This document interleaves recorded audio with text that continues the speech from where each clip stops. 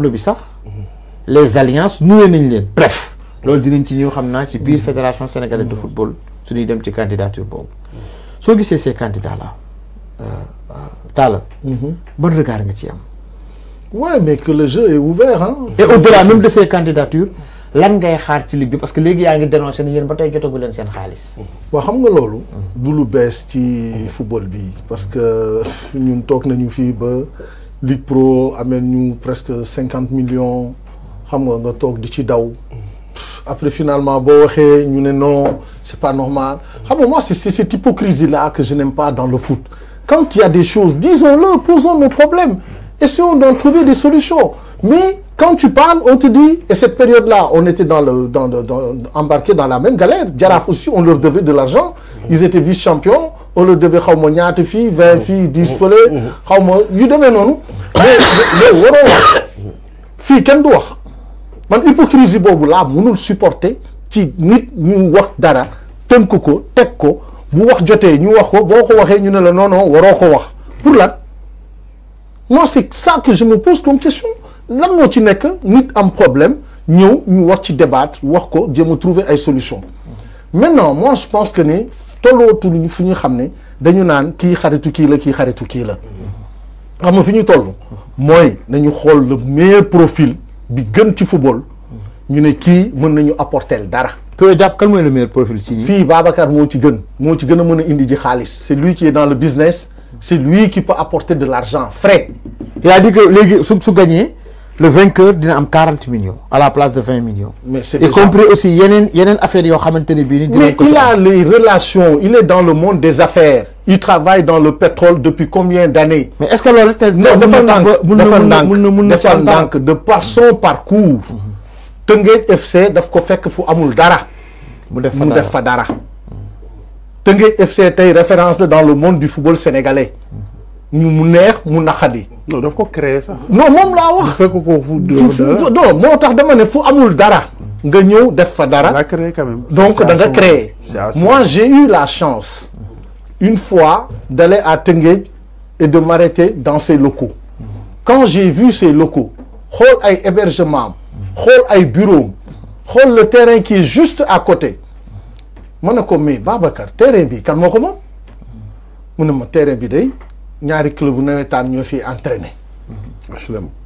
ma ne ko mais terrain bi pourquoi duñ la ko jox yow ngay entraîner le matin et puis yow nga defar ko aménager ko comme ça léegi boo yi nga xam ne ñoom nga loger fii ñuy jàngee fii parce que nag nit jël sa alal dafa sax ci xol nga liggéey ko ñàkk ko sa waa kër gis ne yaa ngi tabax leneen lu dul joxoo ko sa njaboot wala joxoo ko sa ay mbokk nga ne yaa ngi koy def ci ay football mais dinañ la xoolaat naan kii est-ce que sax wér na bâtiment bi mu tabax foofu terrain bi nekk à côté bu fekkoon ne état dañ doon xool rek normal wala mairie dinañ ne ko Babacar jël ko terrain bi yow yaa koy gérer léegi ñaari club yi dañuy xool ñaata jours la ñuy entraîner dans la semaine les après-midi yow le matin tous les matins yow yaa ko moom donc ku def lu mel noonu man duma ko tëkkaleeg dara parce que aussi tamit dañ naan dañuy seet li nga xam ne mooy sunu intérêt football professionnel la ñu wax Youssou Dial sànq wax na fi affaire pay-per-view bi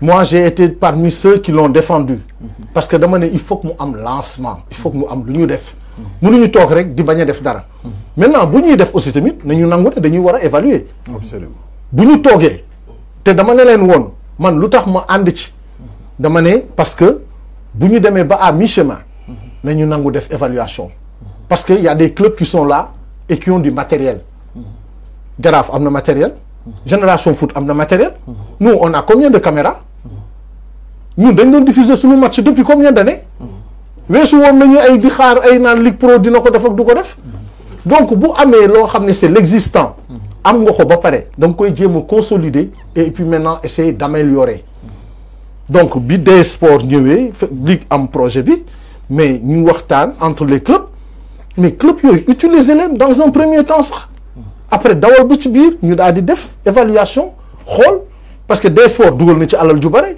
di fay ay nit embaucher ay nit mais ni ñooñu tey en retour mais da ngay investir mais est-ce qu'il y a des partenaires qui vous suivent derrière c'est moins évident et qu'est-ce que tu fais tu mets de l'argent à perte Et pendant ce temps-là, l'État, on prend la RTS, elle diffuse des matchs. De quel championnat? D'étrangers. Mais mënoon na dugal xaalis ci football sénégalais. Elle l'achète. Mënoon na dugal xaalis ci football sénégalais. Qu'est-ce qui leur empêche de mettre de l'argent dans le foot? Au lieu d'aller acheter des championnats étrangers? On en a besoin, nous. Les gens investissent dans le foot aujourd'hui. C'est de l'argent frais que les gens mettent. Et les gens, parfois, tu vois certains qui tirent le diable par la queue. Amuñu sax lu ñu fait les jours en fin de saison. C'est pourquoi quand tu vois certains matchs, les gens se pensent que c'est affaire arrangement, le arrangement, boy nous motiver tout. Donc aujourd'hui, s'il faut parler de candidats, il faut que les gens apprennent aussi à regarder les profils. Moi, le profil Djibi, c'est ma grand là, mon meilleur. C'est un grand frère à moi. Mais tay, man su may jël candidat boo xam ne suba il a du relationnel ku mën a indi alal ku mën a indi changement apporter quelque chose de nouveau mais pas tout le temps dans la continuité quoi. C'est-à-dire kii moo jóge fii dem fii moo jóge Ligue Pro dem amateur jóge Ligue amateur ñëw fii mais ça rime à quoi? kon léegi Ablaye Sow jàpp nga ni. Non, moi je compte même pas sur lui parce que xam nga tamit man dama bëgg loo xam ne tamit dama koy wax te damay dëggu ci li may wax. Moi, je ne compte pas sur lui. Quand il se dit lui-même, moi, Abdoulaye Sow, tout puissant, machin, de ceci, de cela, qu'est-ce qu'il va nous apporter?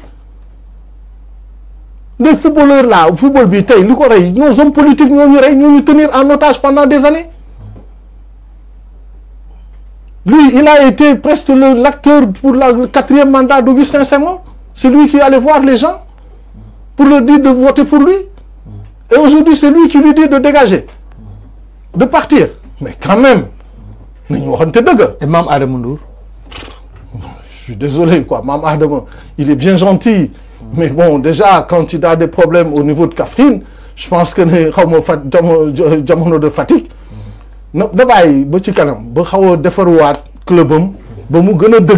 Après, nous relancer. Il n'est pas mauvais, c'est quelqu'un de bien. Mais aujourd'hui, man profil, parce que Babacar Ndiaye on s'est connu dans le foot. Il a travaillé avec un de mes grands frères dans le monde du pétrole qui est ami à CRC que tu connais très bien. Absolument. Voilà. Et Koku, nous, on a besoin de moyens. C'est pas les hommes qui importent le plus. Mais les hommes qui peuvent amener quelque chose de nouveau. Okay, moi, tu parlais de vent, de renouveau, de changement. Mais pas dans la continuité. Babacar Ndiaye te Mame Adama Ndour mi danaka jege na len won de ci pour parler pour présidence fédération sénégalaise de football. Mais len waxtan ngeen. Mais man xam nga mais dama lay wax rek. Non mais je t'ai posé une question. Est-ce que Adama duma waxtan ak mom lu may waxtan ak mom ci dara. Xam nga man xam nga pas yow quoi mais je veux dire mom mais gis nga xam nga lu ñam Sonko moy Diomaye. Wona wa mais xam nga xam nga lan mo ci solo mbay. Papa la xam nga Sonko moy Diomaye. Waaw.